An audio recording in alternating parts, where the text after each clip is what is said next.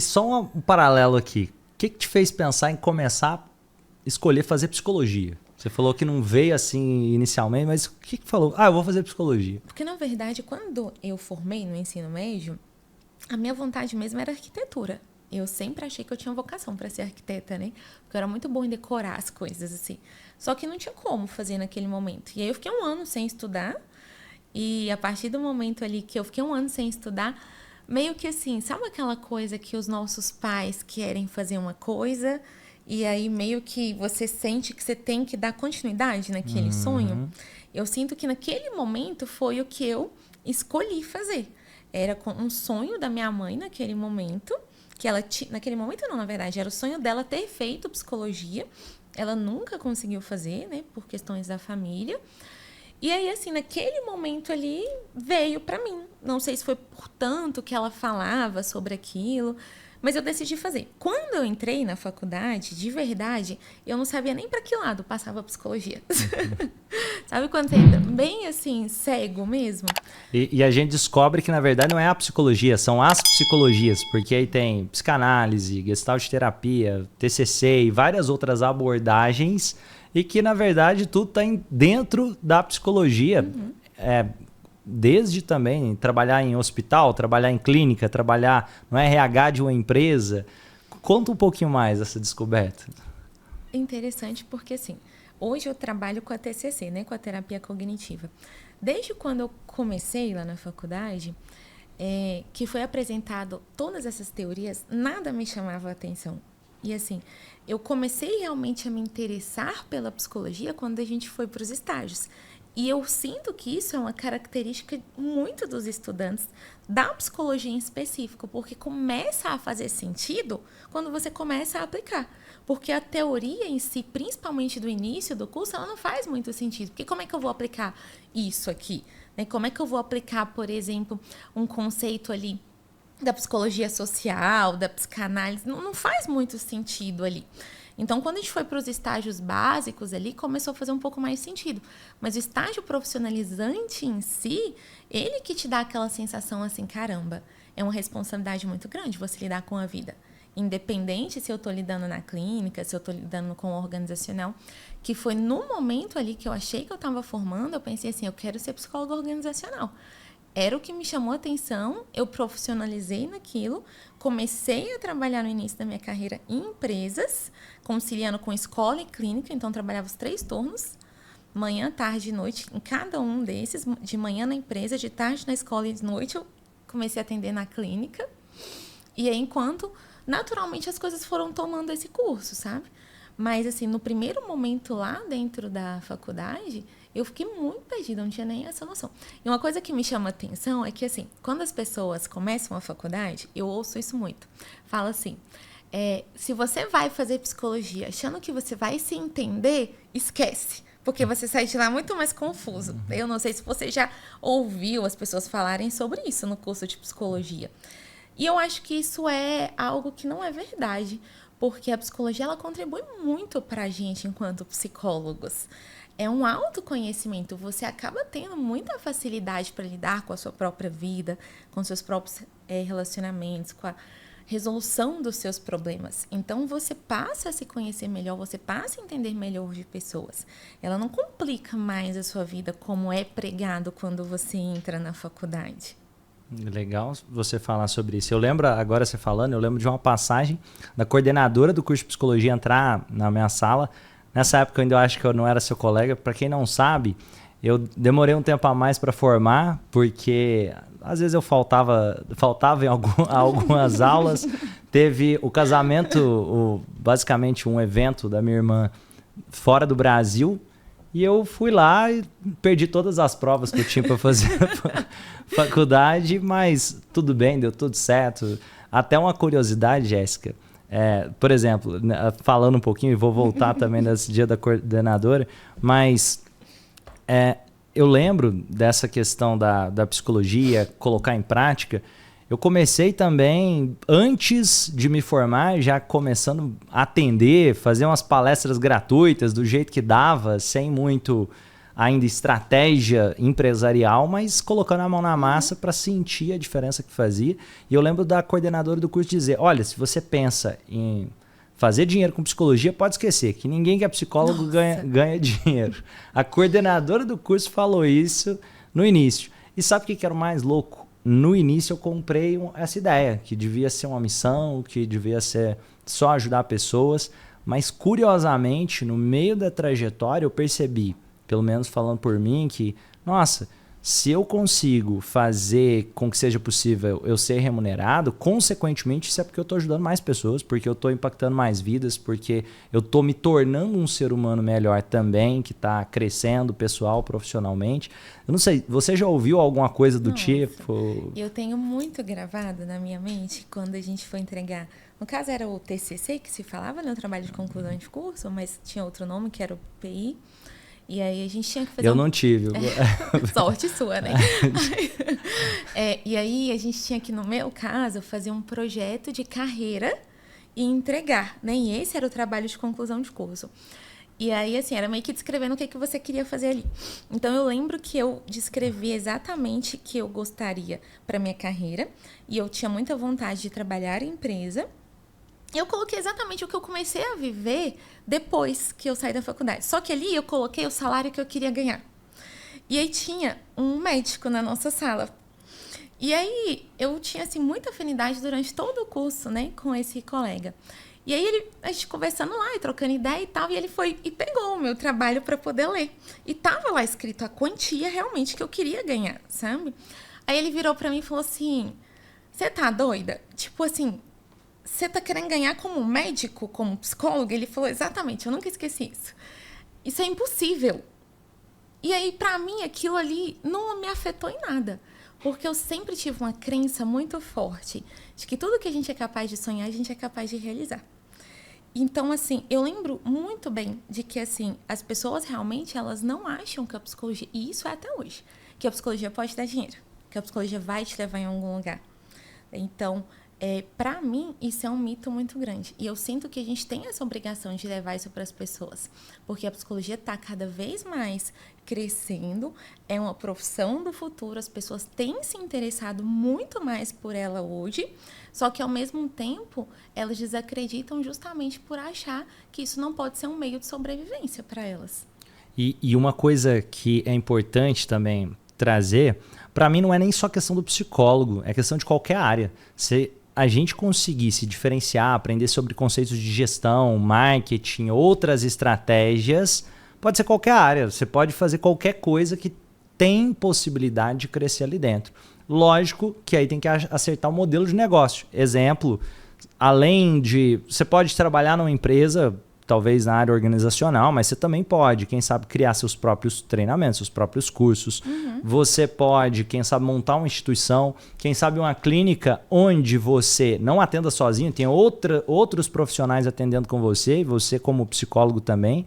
Exemplo agora, você falou ali sobre a medicina. Curiosamente, eu estou negociando para investir em um segmento de saúde que, curiosamente, eu vou contratar médicos para trabalhar comigo no meu projeto, trabalhar para mim dentro do projeto. Ou seja, mesmo como psicólogo, tendo me formado em psicologia, eu não preciso me limitar só a atender na clínica, ou só a área organizacional, só a área hospitalar. Eu posso usar muito daqueles conceitos até mesmo para o negócio. E até pensando na clínica, todo mundo que trabalha na clínica, talvez você está assistindo e não saiba disso aí, e você é um empreendedor, se você é psicólogo e trabalha na clínica. Principalmente se você trabalha por conta como autônomo. Agora, não, eu trabalho na clínica para outra pessoa, tudo bem. Agora, se você trabalha como autônomo, você é um empresário. Mas mesmo que você trabalhe na clínica, eu vou trazer um exemplo real meu, né? Eu tinha uma clínica de sociedade, inclusive era uma clínica que estava no meu projeto também de conclusão de curso, e ela foi realizada, era uma clínica multidisciplinar. E agora, recentemente, está fazendo um ano, eu abri a minha própria clínica de psicologia. E aí eu tenho lá outras psicólogas que trabalham comigo. Parabéns. E aí nós temos uma parceria ali, na verdade, né? Elas não trabalham para mim, mas elas atendem na clínica. E o que eu sempre trago para elas? Vocês precisam saber empreender. E aí, o empreender é o quê? Eu preciso fazer o meu marketing, eu preciso fazer a gestão do meu consultório. E isso eu não aprendo na faculdade de psicologia. Eu nunca vi um curso de psicologia ensinar isso. E isso é fundamental. Eu preciso enquanto profissional liberal e eu preciso enquanto eu tiver uma clínica empresa. Porque eu preciso aprender sobre contabilidade, eu preciso aprender sobre alvará. Tem um monte de coisas que a gente precisa. Financeiro. Tudo. Né? E aí, se você não aprende sobre isso, você paga um preço muito caro. E me fala, como que foi, por exemplo, você falou que tem profissionais que trabalham com você, montam uma clínica, e tem vários modelos de negócio.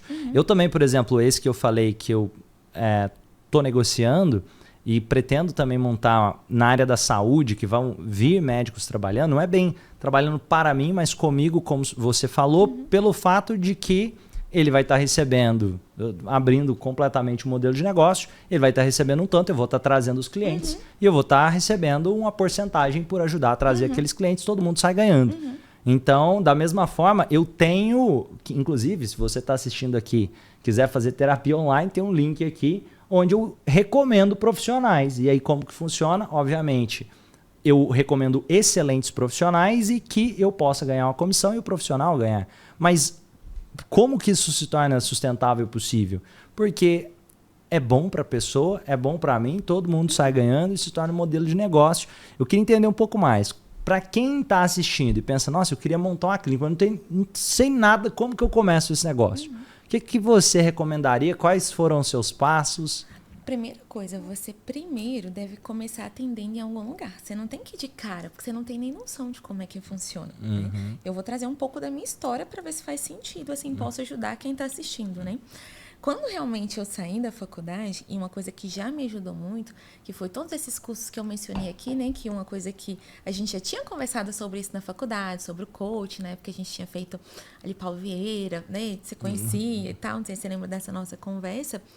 E aí, o que eu montei quando eu saí da faculdade? Eu montei uma palestra show, que a gente fala, né? E eu fui aplicar ela o quê? Eu estudei a minha cidade, o mercado, e eu vi que tinha um campo muito grande para psicologia infantil. Porque não tinha psicólogo infantil e tinha uma demanda muito grande ali para a clínica. E aí, o que eu fiz? Eu fui em todas as escolas oferecendo essa palestra. E é claro que é aquela coisa bem de praxe que a gente vê na televisão. As pessoas não querem a gente. A gente quer mudar o mundo, mas parece que o mundo não quer ser mudado pela... E aí, eu vejo as pessoas falando isso, e aí às vezes parece uma realidade que eu penso assim, gente, não tem como isso ser verdade. Mas é verdade, porque até você passar por isso, né? Eu me recordo de uma escola, por exemplo, que eu fui, e aí a diretora da escola, ela até aceitou eu dar a palestra, mas quando ela foi me apresentar para os pais, ela chegou lá na frente e falou assim... Ela fez questão, né, meio que foi assim, já tem muito tempo, eu não lembro as palavras exatas, mas foi assim, olha, se não for boa a palestra, a responsabilidade não é minha, tá? Porque foi ela que me procurou. Foi mais ou menos assim, né?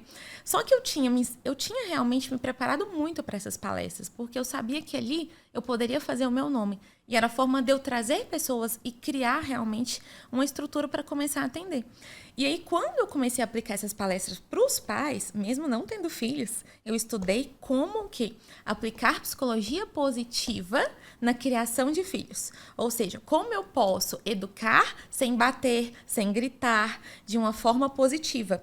E aí, então, foi bem ali quando... Porque a psicologia positiva, né, ela veio ali de 1998, então ainda um pouco recente, foi em 2016, de uma certa maneira. E aí eu fui fazendo essas palestras. E aí o que aconteceu? Na primeira palestra, justamente nessa escola que eu dei o exemplo, eu acabei de fazer a palestra, formou uma fila de pais para vir conversar comigo, querendo saber mais aonde que eu atendia, mais sobre o meu trabalho. E ali, depois de mais ou menos uns 6 meses... eu tinha uma fila de espera de mais de 40 crianças querendo horário comigo. Eu não tinha horário. Por causa dessas palestras que eu fiz em todas as escolas da minha cidade. E aí, depois disso, o que eu fiz? Aí eu pensei assim, não tem psicólogo nas escolas. Eu montei uma outra palestra e fui falar sobre orientação profissional para o ensino médio. E aí, o que eu criei? Um projeto, então eu vou criar um projeto e vou vender algo sobre orientação profissional para esses jovens descobrirem o que eles querem fazer para ir para a faculdade.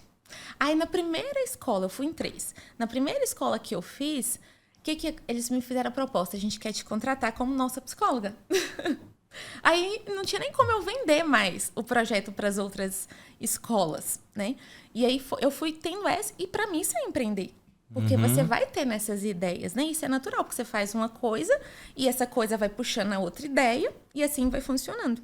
E eu gosto de dizer que nem sempre a gente consegue enxergar a estrada inteira, mas se a gente ligar o carro, acender o farol, ver os primeiros 50 metros, dá para ver, depois de andar 50 metros, os próximos 50 metros. Foi. E aí, nisso, eu também já o quê? Trabalhava em empresa também. Porque o meu estágio realmente final da faculdade foi em empresa.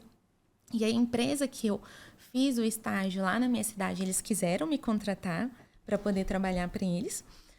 Mas aí no estágio eu aprendi uma coisa muito legal, fazer consultoria. Em vez de ficar só em uma empresa, eu fazer consultoria, eu consigo atender mais e ganhar mais. Que legal.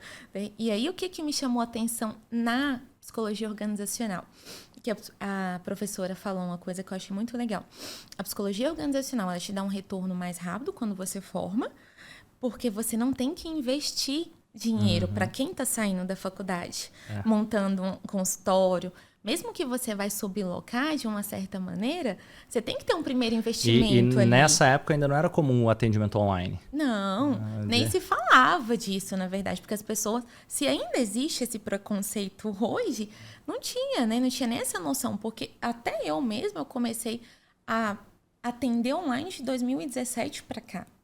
E ainda tinha essa questão ali da burocracia, de você se cadastrar no EPSI, para você poder atender online. Então, tinha um tempo que você tinha que esperar, porque o conselho liberou, foi da pandemia para cá, ele abriu para todo mundo sem precisar se cadastrar, né? Tinha toda uma burocracia que funcionava antes.